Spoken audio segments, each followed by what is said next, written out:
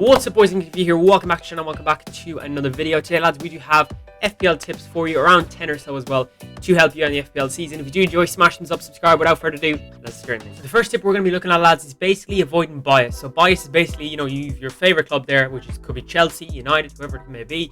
You'll be picking 3 players from that team, and here's why. So, lads, what I mean by this is basically I support Manchester United. For instance, in this draft, I have Sancho, Martial, and Malacia.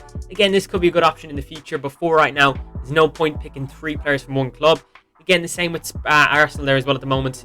3 players from one club, especially 2 from the same attack. It just is a little bit excessive, except for maybe the option of Liverpool who are going to score a ton of goals.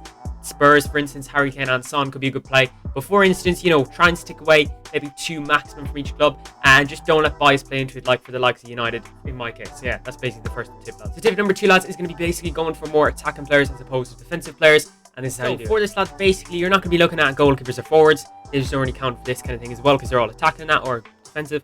Basically, in the defensive as well, as you can see, I selected all centre backs, selected all CDMs as opposed to like defensive midfielders and that. You kind of want to be going for more attacking players. So for instance, the likes of when you get into kind of like say the first row, looking at players from previous years, Son, Salah, even the likes of cheaper option Mount, Saka, players who are on penalties is a good option as well in midfield. You kind of always want to be going for that. Zaha, for instance, Bruno, I don't know anymore really, to be fair, but yeah, basically players like that. For instance as well, the likes of a Reece James over Thiago Silva or Koulibaly or something, it just gives a better option for going forward. The likes of a Gabriel or Ben White over Tomiyasu instead of them. Just more attacking options in defence. They get you more returns and stuff as well, plus the defensive returns. That is why Perisic has been kind of hyped up at the moment and stuff as well. So yeah, it's just basically being smart about things like that as well, lads. And basically just trying to avoid the likes of Kante and stuff as well. Players who get booked a lot for once, defensive-minded players who won't get a lot of points in FPL. Plus, if they get a clean sheet, especially in midfield, they won't actually get anything for it because they're a midfielder. So yeah, that's basically with that. Again, centre backs are probably a better option because they can get headers and that. But yeah, stay away from defensive players as much as possible. And yeah, moving on to the next one. Third tip, lads, is going to be basically don't be stressing about your bench, because again, bench boost and stuff as well. I'll explain it in a few seconds. But you don't really need it for the starting off the first part of the season. You don't need a strong bench, and here's why. So lads, with the bench and stuff as well, as you can see, these players as well and stuff, they're going to play. Some of them, Williams will be pretty much nailed on. Andreas Pereira, I believe, will be nailed on as well. Greenwood might get some minutes here and there, and Forster is just an option, just so I can have another goalkeeper. So again, I will show you the team stuff as well, lads, how it's looking at the moment. That is how it's looking. Again, not nailed on and stuff at the moment, but basically that's how we're kind of looking as well and stuff. I will do another draft video on that, but basically my point is you don't need to stress about the bench. Make the starting 11, starting 12 kind of team better than the bench and stuff as well. You don't need a full playable bench straight off the bat. As you can see as well, there is a bench boost and a triple captain there to play.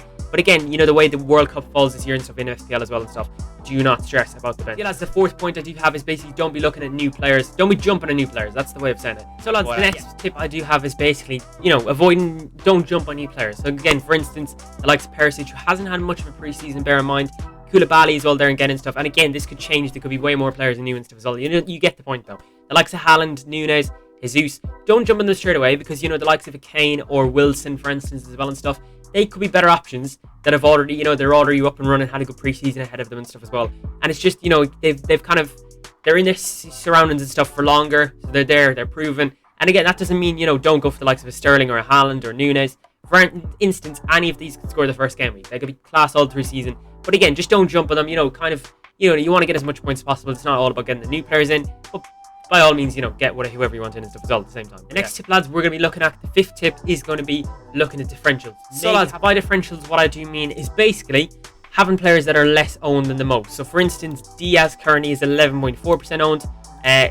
Trent is 57% owned. So when you look at kind of that, the differentials are like players that are less owned. Again, you look at Salah, 58 something percent owned. I think Jesus is like 80% owned, which is actually crazy. But yeah, 70% owned. It's just nuts. And again, then they're looking like the likes of Saka, 20% owned, Mount 9.9. So I would say 10% and below. Having 1 or 2 players in your team that will start get you points and stuff as well, but are classed as a differential. For instance, maybe instead of Cancelo, you go for Diaz. Instead of the likes of Van Dijk, or someone you go for, or instead of Trent, you go for Robertson. Just differentials that'll kind of separate, get you the same amount of points, if not a little bit more. The 6th tip, lads, I do have is basically the Salah and Trent combo. It's kind of one you need, and that's extraordinary. So lads, the Salah and Trent combo is basically your 2 Liverpool players. You've 2 from that. You've Salah and Trent the whole season, I suppose. Again, you can change, say one gets injured or whatever as well.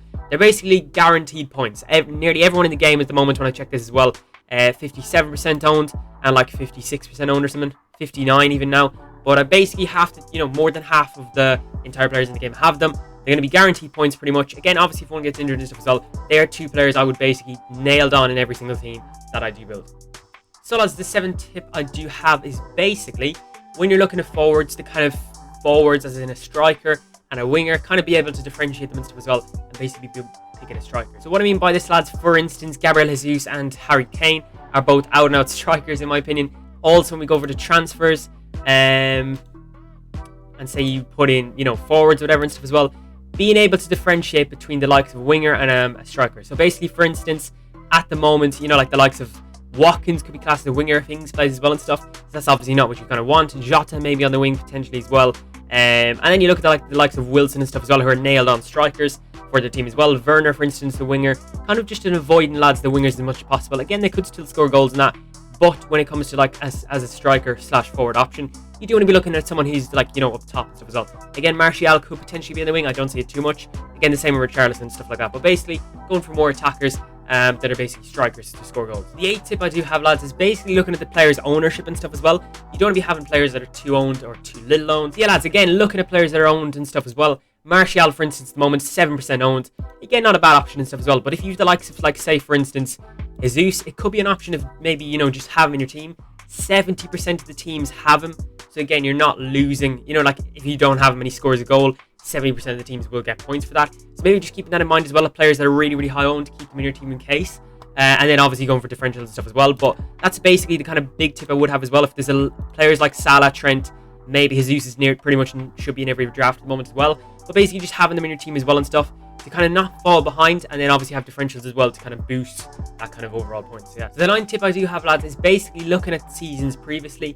Again, if they're a fresh player into the league, whatever, like the likes of Perisic, they won't obviously have that history behind you can look at. But again, looking at FPL, history and stuff as well. There we go. So lads, when I come to this, I do basically mean the likes of, say, Diaz. You can look at their history here and stuff as well. 2 seasons in the Premier League.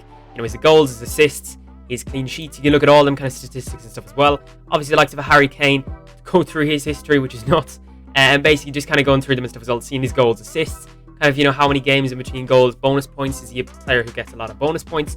And basically just plan off that as well and stuff. You want to be doing up drafts at this kind of stage if you're taking it seriously and stuff as well, if you want to win them kind of money, leagues and stuff between friends and that kind of thing. But basically, yeah, that's what I'd be kind of looking at, especially with like players you're kind of like maybe that'll guarantee points. Not that any player will guarantee a goal or whatever, but the likes of a Kane getting into situations, how much a goal is expected, expected, that kind of thing as well can be really, really handy. And the final tip, lads, I do have for you today is basically plan your, weeks ahead and games ahead and stuff as well.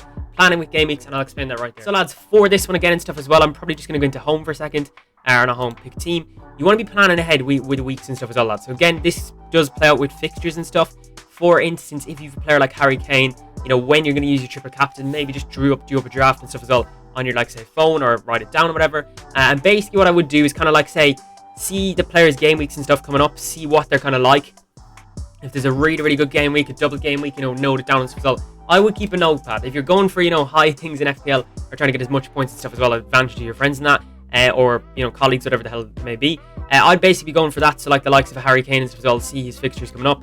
You can change it here and stuff as well. See, when there's a really, really good fixture, you might want to, captain them against Fulham away. And just say if there's a bad run of spell coming up for like the likes of Ward Prowse, maybe transfer now, have transfers planned before they actually happen, and before the game week happens. And again, if someone gets injured and stuff as well, not the end of the world, you might need to take a -4 or something. Basically, that's what I would do, lads. That'd be my best tips that I can possibly advise. And yeah, hopefully they help, lads. So yes, lads, that's my top 10 basically tips and tricks as well and stuff that can get you, as many points as possible in FPL this season. Hopefully you have enjoyed, lads. And if there's any more questions or things you have in the comments, drop them down below and stuff as well. Join the FPL League as well, lads. Massive thank you as well. There's some big prizes up for grabs if you do enjoy that.